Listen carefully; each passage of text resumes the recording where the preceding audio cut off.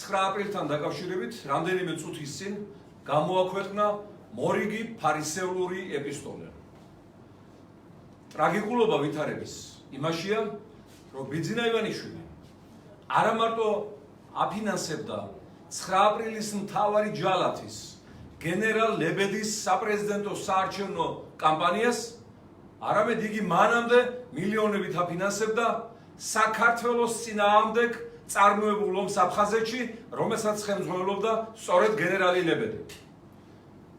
სწორედ ბიძინა ივანიშვილის ფინანსებით როსკრედიტ ბანკიდან დნესტრისპირეთში არსებულ ბანკებში გადარიცხული მილიონებით ყიდულობდა ლებედი იარაღს, აგროვებდა მოხალისეებს, აიარაღებდა სპეცრაზმელებს და გუდაუთის აეროპორტის გავლით წარმართავდა ქართველთა გასაჟლეტას.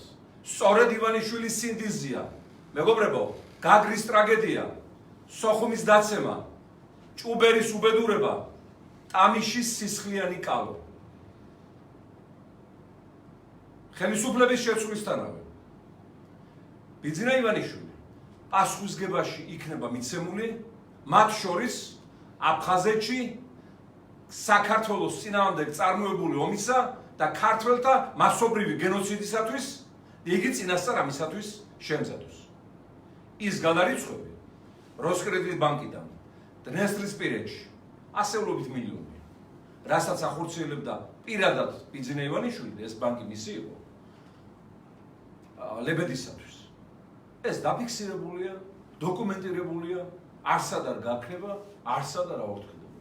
მე კვლავ მან ვიფრებს ის, რომ ამ ადამიანს პირობითად ადამიანს დაბადებიდანვე გენეტიკურად ჩუბლის ზარგვი არ დახოლია.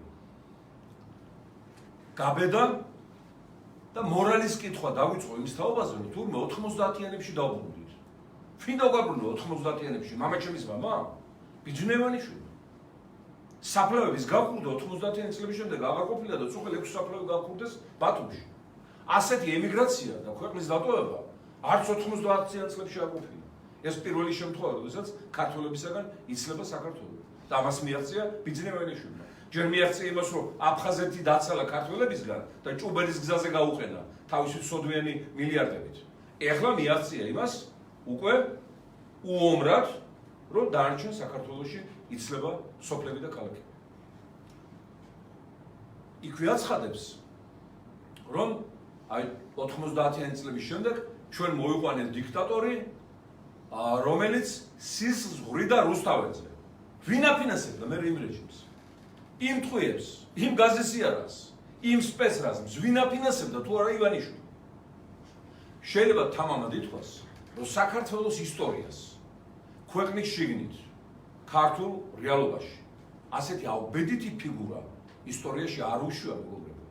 ის 90-იანი წლებიდან დღემდე ყველა ანტიქართული შეთქმულების პროცესის და სისხლისღვრიის მთავარი ორგანიზატორია. და ამის შემდეგ კიდევ ბედავს ჭკუის სწავლებას, მორალის საკითხვას, ვიღაცებზე კიდე რაღაცების გადაბრალებას და სხვა და სხვა.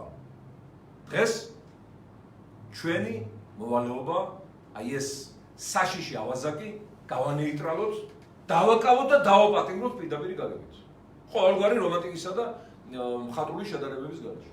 იმიტომ რომ მისი თვითოული წუთი საქართველოს სათავეში ყოფნისა საუკუნეებით ჩვენი ერის ჩამორჩენა, ხალხის განადგურება და შუა საუკუნეებრივ სიბნელეში ჩაშვება. სქემა ძალიან ისეთი მარტივი იყო აფხაზეთის ომის დროს ჩვენს წინააღმდეგ მებრძოლი ფორმირებების დაფინანსების. ყველაზე მსხვილი დაფინანსება ვიმეორებ მიდიოდა ბიძინა ივანიშვილისგან, როსკრედიტ ბანკის მეშვეობით, იქ უფრო აქტიურად ჩანდა მისი მოადგილე ლებედი, ლებედევი, ლებედის გენერალი. აი ამ გადარიცხვებში, ну შემდეგი არხი იყო უკვე ჰარშბა, აი ეს ბათუმელი აფხაზური წარმოშობის ქართველთა მკვლელი, რომელიც მუშაობდა თან არძიმბას კონსულტანტად. იმავდროულად ასევე მისი სახელით ირიცხებოდა ომის საწარმოებელი თანხები. დღეს არშბას სასტუმროების გახსნაზე ბათუმში პრეზენტაციებს ესწრება ივანიშვილის დანიშნული პრემიერ-მინისტრები, ღარიბაშვილები, კურიკაშვილები და სხვები, იმიტომ რომ ერთი ბანდა.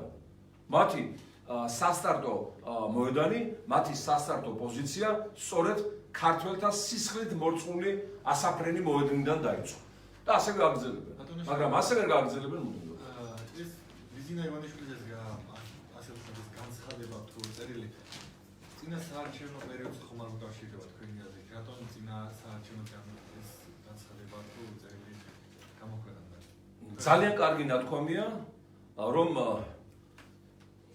ყველა ნაძირალას უკანასკნელი თავშესაფარი არის ეროვნული.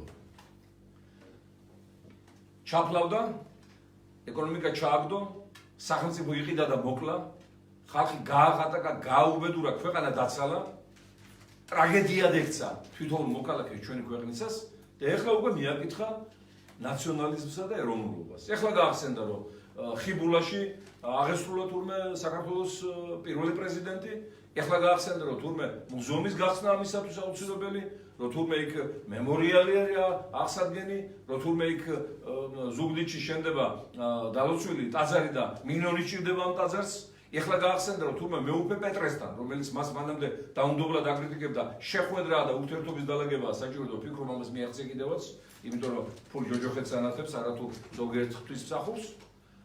და ეხლა გაახსენდა ეს ყველაფერი და აქვე მიაყოლა უკვე, ასე ვთქვათ, ფეშქაშად 9 აპრილის ეპისტოლეს. კიდევ ტრაგიკულობა იმაშია ამ ვითარების, ჩართულია ხო, იყო ჩართული.